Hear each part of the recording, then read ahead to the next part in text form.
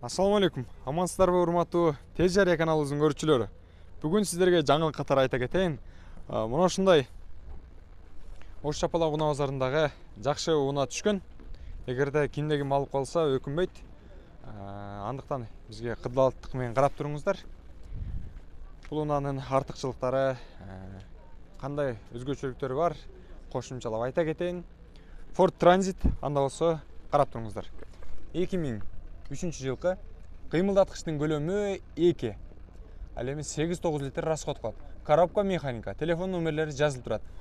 Турбина мотор, дизель. Ford Transit. Сырткы көрүнүшүн бир сыйра тартып сиздерге көргөзүп койлу. Андан кийин ички салондорун өтөлү. Ички салондору айнек көтөргүчтөрү простой.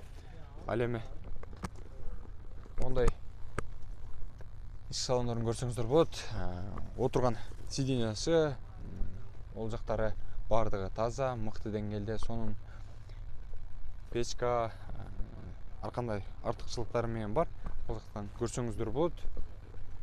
Айнегинде аз-маз трещина бар, бирок калгандары таза. Артында 3 адам салсаңыздар болот.